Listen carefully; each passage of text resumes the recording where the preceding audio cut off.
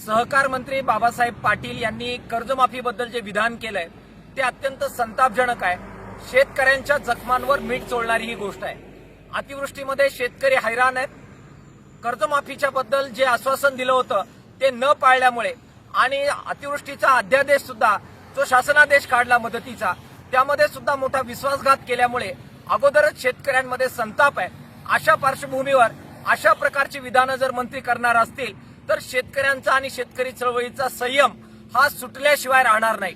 एकीकडे शेतीमालाचे भाव पाडायचे, शेतकऱ्यांची प्रचंड लूट करायची, शेतीमालाचा उत्पादन खर्च वाढवण्याची प्रचंड धोरणं घ्यायची आणि शेतकऱ्यांना लुटायचं, आणि दुसऱ्या बाजूला कर्जमाफीच्या बद्दल त्यांनीच दिलेली आश्वासनं पाळा असं जर शेतकरी म्हटले तर त्यांची अशा प्रकारे थट्टा करत शेतकऱ्यांचा एक प्रकारे अपमान करायचा हे जर चालू राहणार असेल तर संयम ठेवता येणार नाही।